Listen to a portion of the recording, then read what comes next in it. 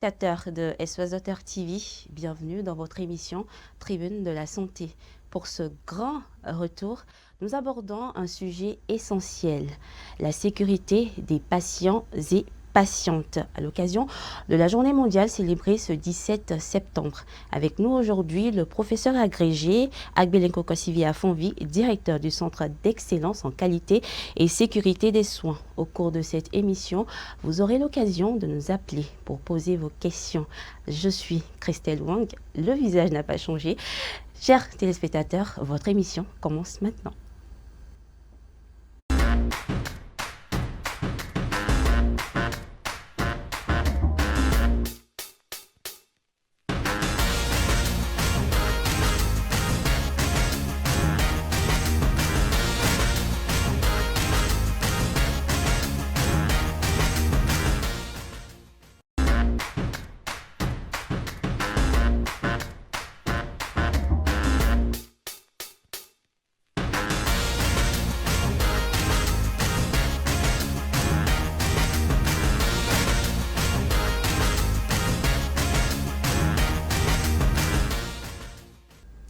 La sécurité des soins est un droit fondamental et les enfants sont particulièrement vulnérables.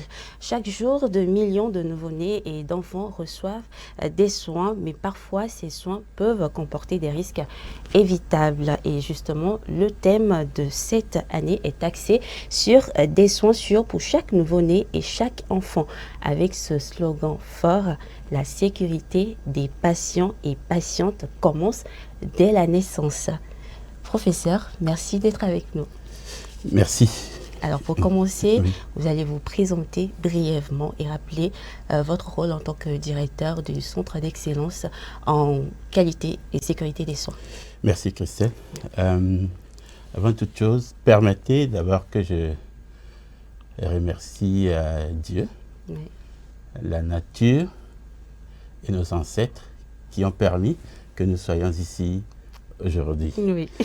Permettez-moi également de remercier les autorités de ce pays pour avoir créé et rendu opérationnel le Centre d'excellence en qualité et sécurité des soins.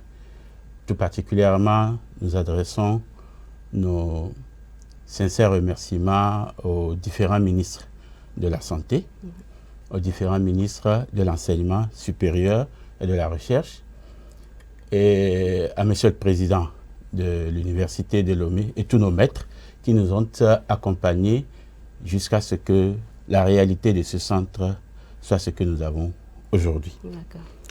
Permettez enfin que je remercie le directeur de la télévision SOS Docteur TV, Michel Kodom, qui est un aîné, un grand frère, que j'apprécie beaucoup et qui nous a donné cette occasion, malgré le temps serré au cours duquel il a eu l'information. Ça, on peut le dire. Merci.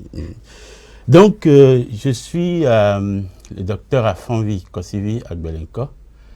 Je suis médecin, spécialiste en santé publique, spécialiste en gestion des systèmes de santé et qualitologiste. Je suis professeur agrégé en gestion des systèmes de santé à la faculté des sciences de santé de l'Université de Lomé et directeur du Centre d'excellence en qualité et sécurité des soins. Merci, professeur. Vous portez assez de casques, hein? Alors, à vos yeux, professeur, pourquoi cette journée est-elle si importante? Ah oui. La journée est importante pour plusieurs raisons. D'accord. Tout d'abord, nous allons prendre le thème d'aujourd'hui, c'est-à-dire des soins sûrs pour chaque nouveau-né et chaque enfant. Et le slogan de cette année, c'est-à-dire la sécurité des patients et des patientes commence dès la naissance. Pourquoi cela? Quand nous parcourons les établissements de santé, quand nous parcourons les soins qui sont prestés, quand nous parcourons l'utilisation des services de santé, nous voyons que les enfants sont ce qu'on appelle des cibles vulnérables. Du point de vue du développement de leur système de défense, donc de leur système immunitaire, du point de vue de l'expression de leurs besoins, du point de vue des problèmes que ces cibles-là présentent, on se rend compte qu'en fait, le droit à la santé, qui est un droit commun à tout le monde, les enfants ne décident pas de cela, mais ce droit est décidé par les parents, par nous, prestataires de soins, de santé. Et donc, nous tous, nous savons que l'erreur est humaine.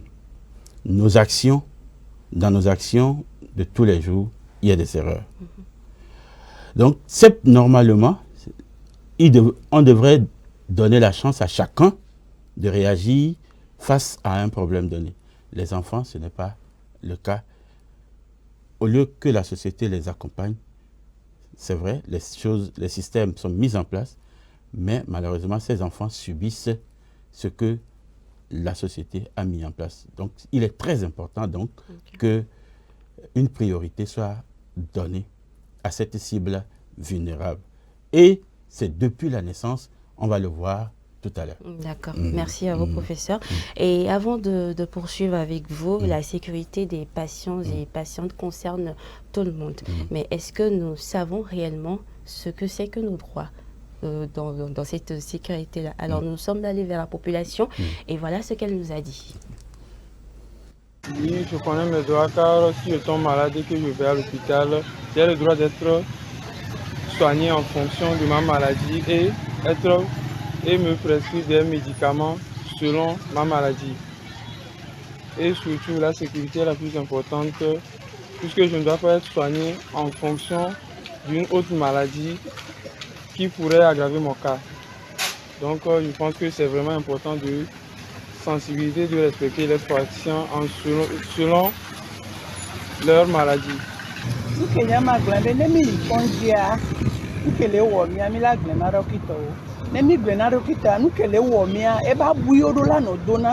Si nous allons à l'hôpital et on dit au docteur ce qui nous arrive, nous prions ces professionnels de nous donner les soins appropriés et de nous prescrire les médicaments nécessaires.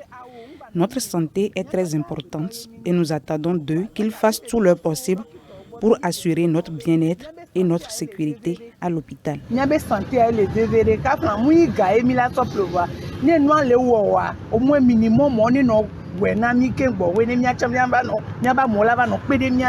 Concernant mon droit en tant que patient, j'ai droit à un bon accueil, d'abord prendre le verre dans un clinique ou bien dans un clinique, j'ai droit à un bon accueil. J'ai aussi le droit d'être bien pris en charge, une bonne prise en charge.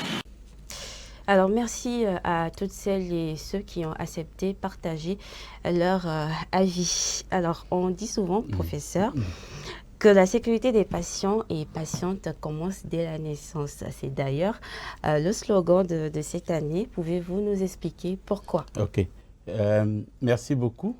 La sécurité des patients et des patientes commence dès la naissance parce que les risques auxquels les patients font face, ces risques qui ne sont pas des risques voulus au moment donc, des soins qui sont offerts, commencent depuis la salle d'accouchement.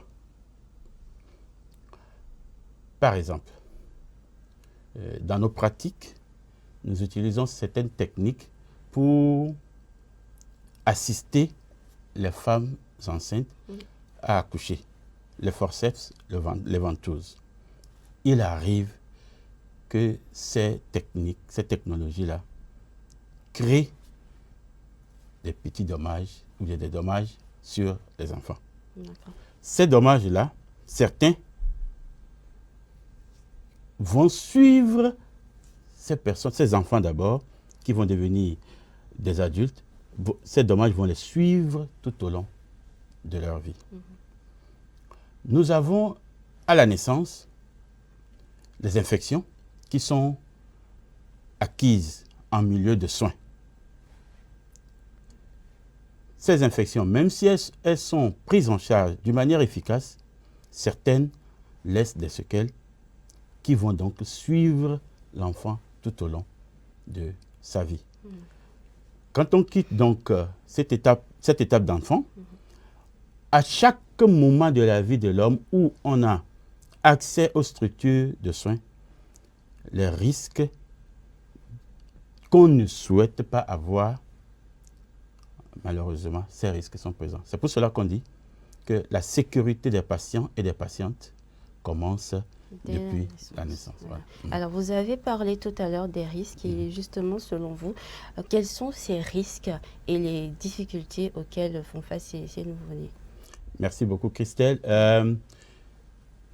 Commençons d'abord par notre admission comme médecin ou comme professionnel de santé. Cette admission est faite par le serment d'Hippocrate. Et dans ce serment d'Hippocrate, il y a un élément qui est affirmé. D'abord, ne pas nuire. En latin, c'est primum non nocere. D'accord. Voilà. Et cela, primum non nocere, c'est le principe de non-malfaisance. Okay. Ça voudrait dire que au moment de notre admission comme médecin ou comme professionnel de santé, nous nous sommes engagés à ne pas faire du mal aux patients. Voilà. Partant de ce principe, nous pouvons définir la sécurité donc, des patients comme la prévention des erreurs et des effets indésirables liés aux soins de santé. Et la notion de sécurité des patients est incluse dans la grande notion de la gestion des risques liés, en milieu de santé. Et cette notion de risque, on la comprend très bien quand on parle d'abord de ce qu'on entend par un danger, parce que dans le langage courant, tout le monde comprend ce qu'on entend par un danger. Un danger, c'est une situation potentiellement préjudiciable. Il y a également donc la notion de risque, dont la définition elle est un peu, disons, scientifique, Trop technique, c'est-à-dire c'est la probabilité qu'un événement indésirable spécifique se produise dans un délai précis ou à la suite d'une situation particulière. Disons, on va faire simple. Le risque, c'est toute situation indésirable qui se produit dans une situation donnée. Aujourd'hui, nous parlerons donc du risque ou bien des risques liés aux soins de santé. Et ces risques, on les appelle les risques cliniques. Donc, dans le cas des enfants, quels sont ces risques-là qui surviennent quand on offre des soins de santé aux enfants? Ces risques sont nombreux et on peut les catégoriser en 4 groupes. Tout d'abord, les infections nosocomiales. Voilà. Vous permettez que je donne ce chiffre qui est ahurissant. Bien sûr. Les événements indésirables qui touchent les enfants en milieu de soins, la fréquence c'est 1/3. Ça voudrait dire qu'un enfant sur 3 qui est hospitalisé, qui est admis dans un service d'hospitalisation, dans un hôpital, a un risque sur 3 de faire les événements indésirables. Vous voyez, c'est très élevé. Donc, on a les infections nosocomiales, on a les complications liées aux dispositifs médicaux, c'est-à-dire les perfusions que nous faisons. Nous avons les erreurs dans la prise en charge des patients et les complications chirurgicales et les complications liées à l'accouchement. Voilà en grand groupe les risques que les enfants subissent quand ils reçoivent les soins en milieu hospitalier. Merci, professeur. Et place maintenant à vous, chers téléspectateurs. Le standard est ouvert. Vous pouvez nous appeler sur le plus 228 70 18 43 43 ou le plus 228 98 29 43 43 pour poser des questions ou partager vos expériences. Appel ou SMS sur ces numéros. Nous sommes preneurs. Alors à vous, professeur, comment ces risques se manifestent-ils concrètement dans nos hôpitaux ou dans les soins de santé? Ok. Je vais donner des exemples simples. Un enfant qui est admis dans un hôpital pour un symptôme courant, c'est-à-dire la toux. Et chez qui on diagnostique une pneumonie, à germe banal. Et donc, si c'est dans un environnement, bon, dans tous les environnements, parce que je l'ai vu dans mes pratiques, classiquement, le traitement fait recours aux pénicillines. Et nous savons très bien que les pénicillines ont comme événement indésirable les manifestations allergiques. C'est connu. Oui. Également, nous savons que pour la prise en charge des enfants ou de toute personne, il faut fouiller le terrain.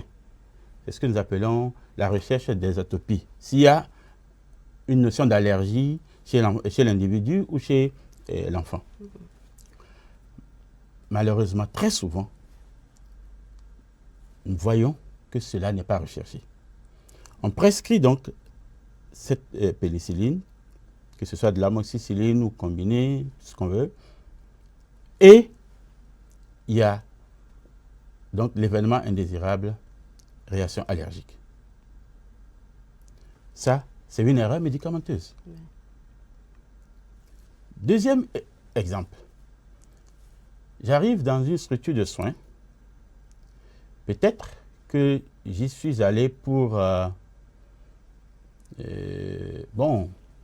quelqu'un a fait un accident, il arrive... Pour accompagner. Voilà. Non, le patient lui-même. Peut-être il a fait un accident de la voie publique et donc il a été admis dans un service d'un hôpital. Voilà. Et on lui fait des soins, ce sont des soins chirurgicaux. Je prends l'exemple typique de nos hôpitaux. Après un certain temps, on remarque que la personne est en train de faire le paludisme. C'est monnaie courante. Quand vous rentrez dans nos hôpitaux, le moustique vous pique à longueur de journée. Pourtant, donc si on prend d'abord le paludisme, là, vous n'êtes pas allé à l'hôpital, à votre admission, on ne vous a pas diagnostiqué le paludisme. On vous a diagnostiqué une autre maladie, on vous soigne pour une autre maladie. Mais votre séjour à l'hôpital et les conditions font que tu fais le paludisme. C'est un exemple simple d'une infection que tu as eue en milieu de soins. Les autres que nous voyons classiquement, les infections bactériennes, quand on doit parler des infections en milieu de soins, nous regardons les grandes infections alors que l'élément simple, le paludisme que les gens contactent dans nos environnements est également une infection en milieu de soins. Or, pour ce paludisme-là, on peut l'éviter. Oui. Nous avons l'utilisation des moustiquaires à imprégnation durable. Quand nous parcourons nos hôpitaux dans les salles d'hospitalisation, il n'y en a pas. Vous voyez, en dehors de l'utilisation des moustiquaires, on sait que la pulvérisation intradomiciliaire est efficace. Les hôpitaux, ils peuvent utiliser également cette pulvérisation intradomiciliaire. Et les assistants d'hygiène, les techniciens qui sont là, ils sont compétents pour pouvoir faire cela. Au dehors, nous savons que la citronnelle et tic B. Et tic B repousse les moustiques. Il suffit donc de bien analyser et d'enrichir nos environnements avec ces éléments-là. Nous voyons que nous réduisons le risque lié à ça. Je n'ai donné que l'exemple du paludisme. C'est comme ça que pour les infections, il y en a qui sont liées aux mains sales, parce qu'on ne se lave pas les mains. On fait les visites de patient à patient, on consulte de patient à patient. Et donc, les microbes que nous avons dans nos mains sont transmis comme ça de patient en patient. Au moment de la pose des cathéters, au moment de la prise de la voie veineuse, si les mesures ne sont pas bien respectées, là également, ça crée un nid pour les microbes. Les erreurs. Je viens de donner tout à l'heure l'exemple de pénicilline. Il y a d'autres erreurs. Il y a les erreurs diagnostiques. Le patient est venu pour un symptôme, et quand on analyse bien les symptômes, on devrait poser tel diagnostic, mais on a posé tel autre diagnostic. Erreur de diagnostic. Il y a également les erreurs de traitement. Il y a les erreurs de surveillance.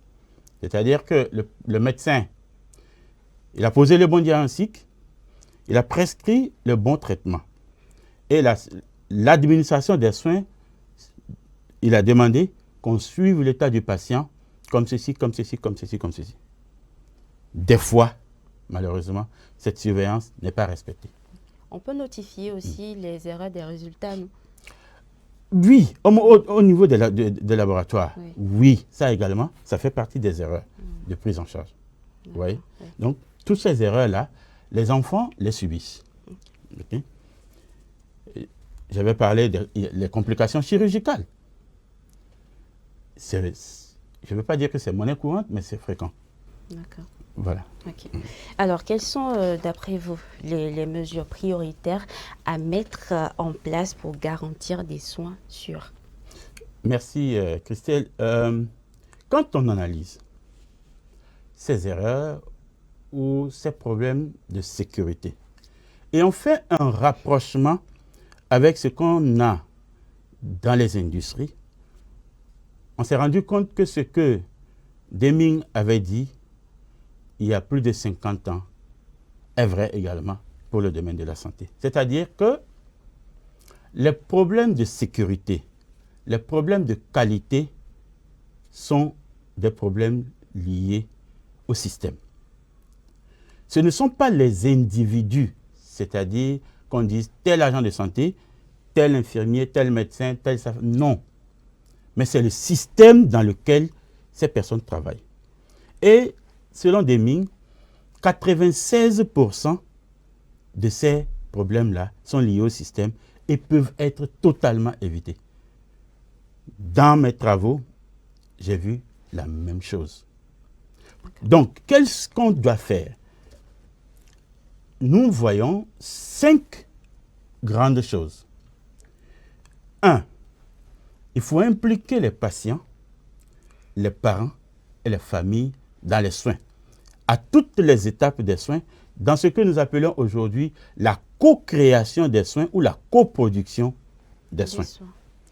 Deuxième élément, il faut améliorer la sécurité des médicaments. L'exemple de la pénicilline que j'ai donné, ces événements indésirables sont connus. Et donc, il suffit simplement de bien vérifier, donc de discuter avec les patients et on saura que c'est un terrain atopique, donc je ne dois pas prescrire tel médicament qui donne de l'allergie. Voilà. Troisième mesure, améliorer la sécurité du diagnostic. Et ça, les mesures sont simples pour améliorer la sécurité du diagnostic. Partant des ordinogrammes, des guides thérapeutiques, ou dans un système informatisé, il y a des redondances qu'on met dans le système pour faire que le médecin ne puisse pas passer à côté de ce diagnostic-là. Nous avons maintenant la prévention des infections associées aux soins. J'ai donné l'exemple simple du paludisme. Et le lavage des mains pour les autres. Des mesures simples qui en réalité ne demandent pas beaucoup d'efforts. Et enfin, les mesures pour réduire les risques, aussi bien pour les nouveau-nés que les petits enfants malades. D'accord. Voilà. Alors, avant de continuer, je vais rappeler le numéro sur lequel vous pouvez nous appeler ou nous envoyer des messages. Il s'agit du plus 228 70 18 43 43 ou le plus 228 98 29 43 43. Alors, dites-nous, professeur, quel est le rôle que doivent jouer les parents et les familles dans cette démarche de sécurité? Okay. Merci beaucoup, Christelle. Vous avez vu comme première catégorie d'intervention, c'est l'implication des parents, des enfants, de la famille. Voilà. Pour ce qui concerne les enfants, ce sont les parents, en réalité, qui jouent un rôle essentiel parce que les enfants vivent avec eux. Les premiers signes de ces événements-là sont vus, vécus, perçus par les parents. Alors, ce que nous devons faire, c'est d'instituer cette ambiance de co-création, de rendre capable, donc c'est-à-dire de communiquer avec les parents pour leur montrer ce qu'ils doivent faire et donc pour éviter ces problèmes-là. En quelque sorte, développer la compétence auprès de ses parents dans le concept classique que nous appelons l'éducation thérapeutique. Et puis, généralement, ça marche. Moi, je l'ai expérimenté sur, par exemple, la prise en charge de la tuberculose quand j'étais dans les lacs, et les résultats sont extraordinaires. De 13% de décès, on est revenu à 3%, et pendant 8 mois, il n'y avait pas de décès liés à la tuberculose de 2012 à 2014. C'est très remarquable. Voilà. D'accord.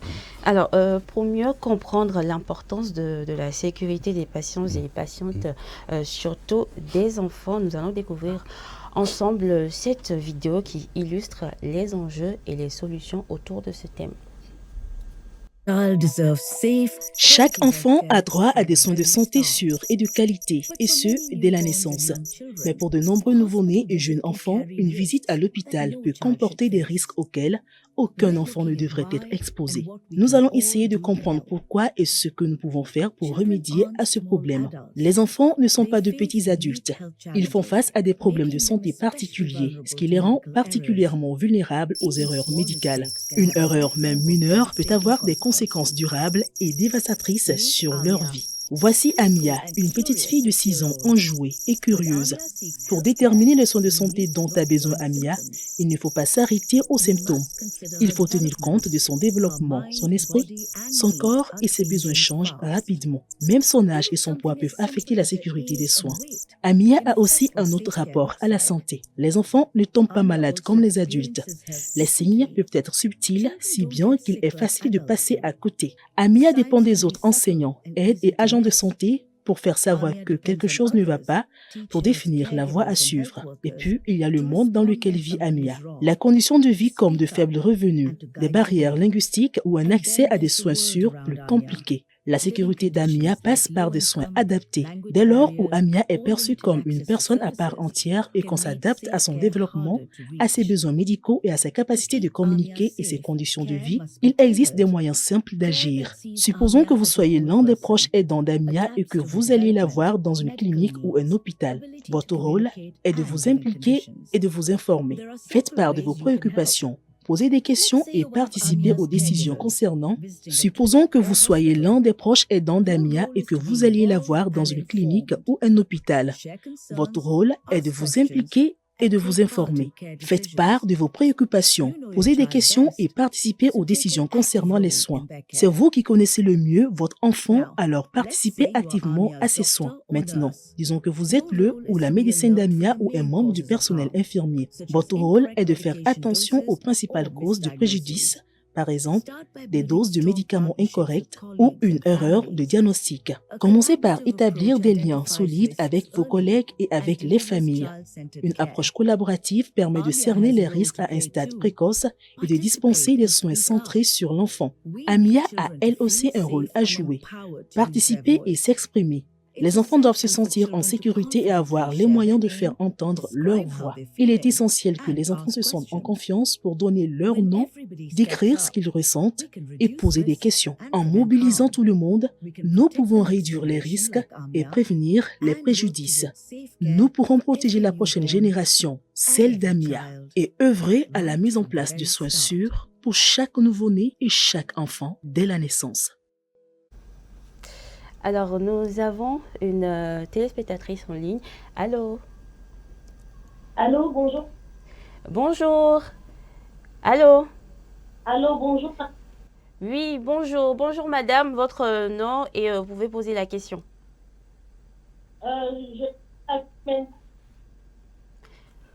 On a un peu de mal à vous recevoir. Si vous pouvez vous éloigner un peu de votre poste téléviseur, ça pourrait nous arranger.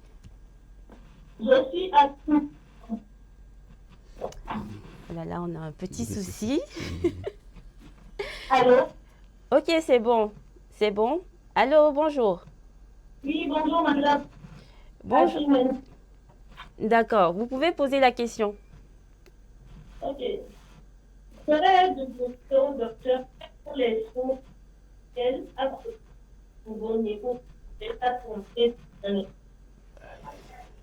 on vous reçoit très mal. Vous pouvez reposer la question, s'il vous plaît, une dernière fois.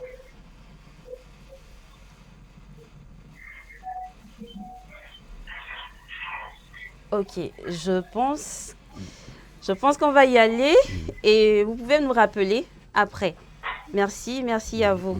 Merci quand même pour votre temps. Alors, professeur, nous avons suivi cette vidéo. C'est quand même de belles images, des images parlantes, justement. Et c'était un cas clinique, on va dire, de la petite Amila qui illustre justement très bien les risques, mais aussi les solutions possibles. Tout à fait. Voilà. Et ce sont des solutions simples. Oui. Ce sont des solutions que tout le monde peut mettre en œuvre, quel que soit son lieu d'exercice. Voilà. On n'a pas besoin d'une grande technologie, non. On n'en a pas besoin. Des soins centrés sur l'enfant, c'est des soins, pour faire une transcription littérale, c'est des soins qui mettent l'enfant au centre, au milieu de tout ce qu'on fait. Justement. Alors, en tant que directeur du centre d'excellence en qualité et sécurité des soins, quelles recommandations souhaiteriez-vous adresser au gouvernement? Nous avons parlé tout à l'heure du manque de moustiquaires dans les hôpitaux et tout, et aux établissements de santé et aux professionnels de la santé. D'accord, merci beaucoup. Tout d'abord, si le gouvernement a décidé de créer... D'accord. Alors, je ne vais pas vous couper la parole, mais quand même, nous avons une téléspectatrice encore en ligne. Allô? Allô, bonjour madame. Bonjour, bienvenue. C'est madame Yawa, s'il vous plaît. Bonjour à vous, madame Yawa, et vous pouvez poser votre question. D'accord. Alors, ma question est la suivante. D'accord. Professeur, nous aimerions vous demander par rapport aux soins des enfants prématurés. D'accord. Est-ce que les soins des enfants prématurés sont-ils vraiment différents de ceux prodigués aux nouveau-nés nés à terme? Et aussi, si vous pouvez nous expliquer les précautions particulières à prendre dans leur suivi et les conseils pratiques que vous pourriez donner à un parent qui a un bébé prématuré pour qu'il puisse mieux prendre soin de lui à la maison en complément du suivi médical. Merci beaucoup, professeur. Merci, madame Yawa, pour votre question. D'accord. Merci beaucoup à la téléspectatrice pour ces deux questions. Tout d'abord, ce que je dirais,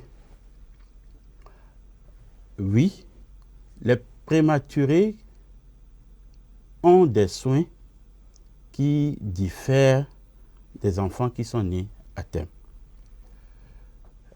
Le premier conseil, c'est de se référer à un médecin pédiatre. Parce que c'est le spécialiste qui pourra résoudre tous les problèmes présentés par ces enfants. Un pédiatre, mieux encore, un pédiatre qui s'occupe de cette catégorie d'enfants, les néonatologues, ou même un pédiatre fait tout. Les conseils de vie pratique, comme pour tout enfant d'ailleurs, c'est que si c'est un enfant qui a un âge d'être allaité, donc jusqu'à 6 mois, il faut que ce soit un allaitement maternel exclusif.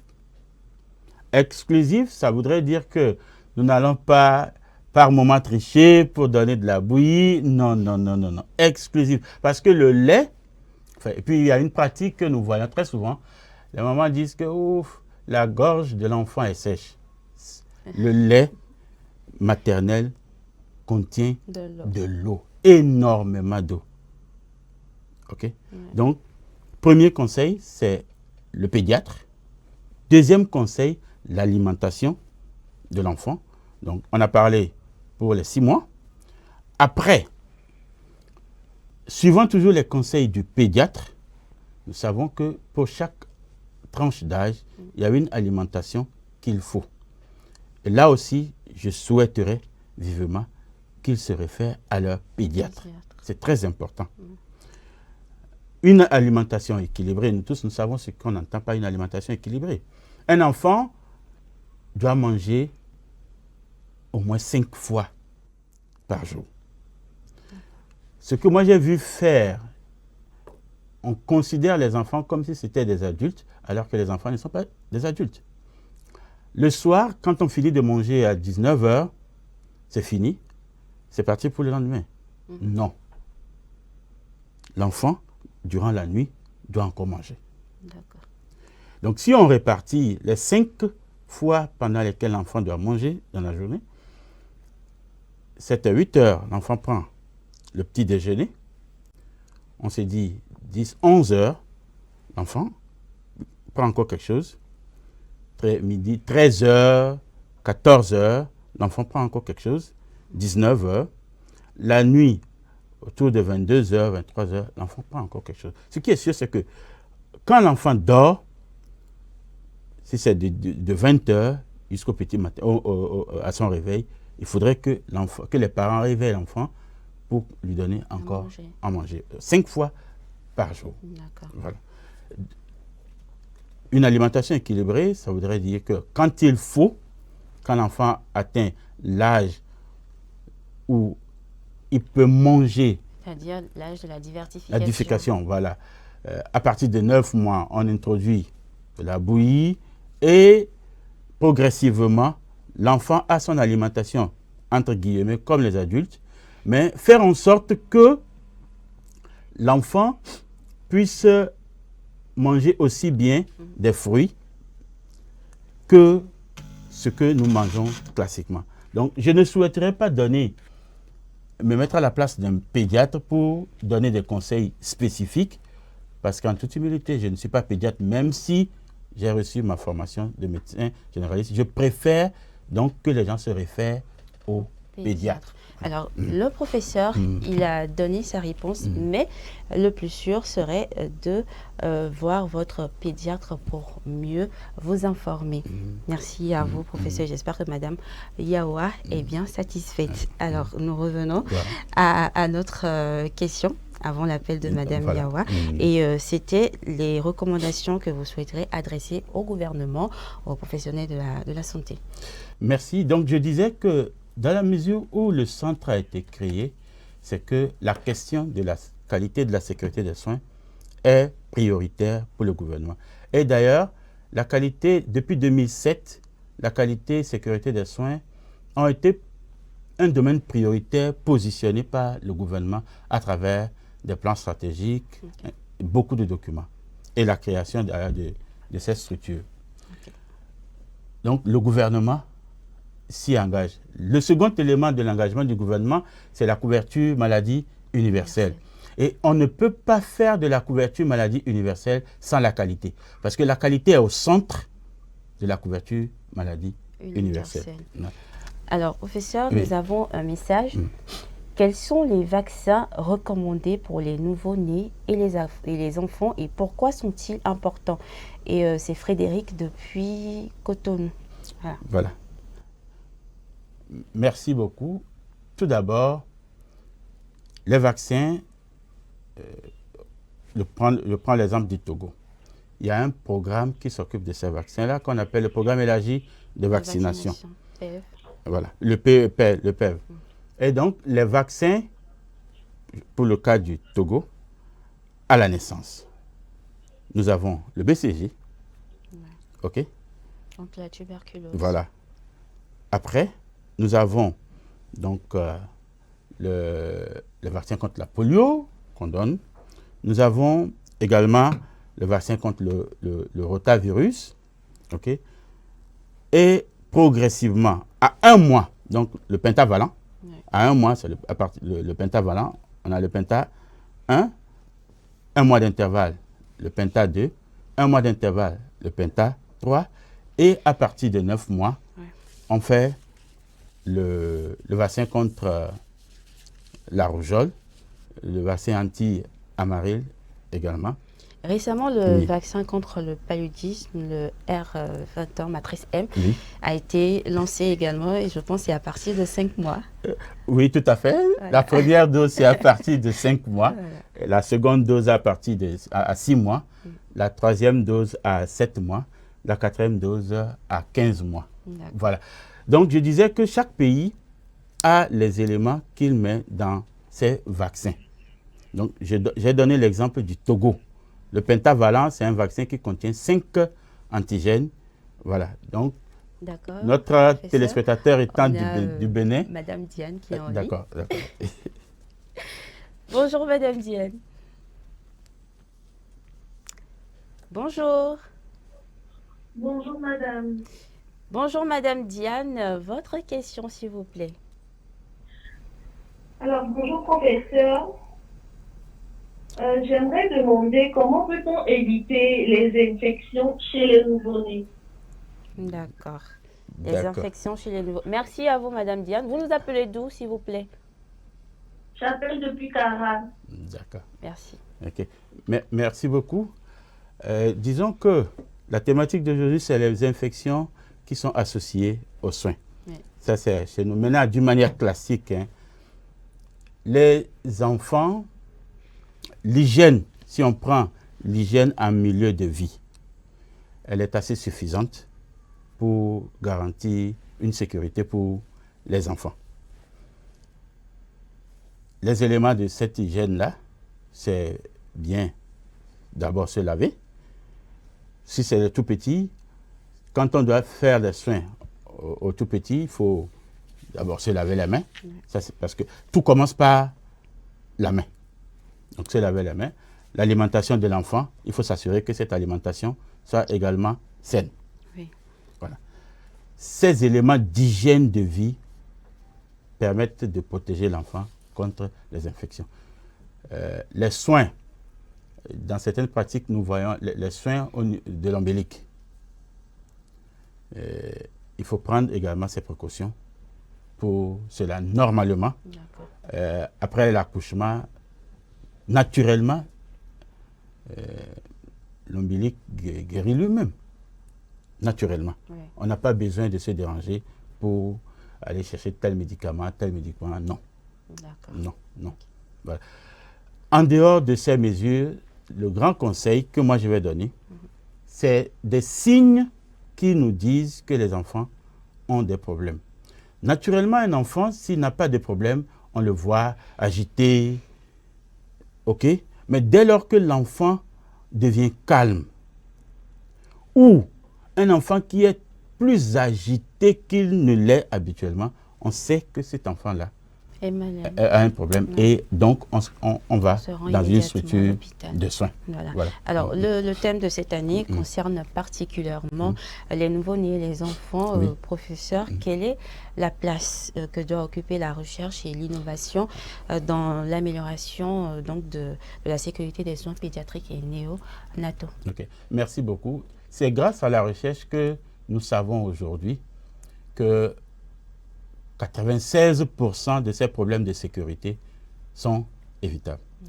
C'est grâce à la recherche également qu'on est arrivé à la notion de sécurité des patients. Oui. Donc, c'est dire que la recherche est centrale à la notion de sécurité des patients. Ouais. Alors, merci infiniment à vous, professeur, pour ces échanges, on va dire, très précieux. Avant de nous quitter, que nous sommes pratiquement à la fin de cette émission, si vous deviez résumer en une seule phrase le message central de cette journée, lequel serait-il? Vous allez également profiter pour lancer un appel à l'action, à la population et aux professionnels de santé, aux décideurs ou encore aux soignants. Ok, merci. Le résumé, je donnerai le thème de cette journée, c'est-à-dire des soins sûrs pour chaque nouveau-né et chaque enfant. Ouais. Et la sécurité des patients et des patientes commence dès la naissance. Pour faire simple, ce qu'il faut pour garantir des soins de qualité, on l'a ici. Quel que soit l'endroit où on se trouve, on doit avoir des soins sûrs et de qualité. Aujourd'hui, la science nous permet de l'affirmer. Et donc, un engagement de tout le monde, des dirigeants, parce que si on prend les hôpitaux, dans tous les hôpitaux, normalement, on devait avoir les directeurs médicaux. Pour le moment, dans nos structures, ce n'est pas le cas. Et donc, au sein de la direction médicale, il y a des gens qui s'occupent de la gestion des risques, qu'on appelle les gestionnaires de risques. Pour le moment, on ne l'a pas. Le centre a vocation à former ces genres de professionnels.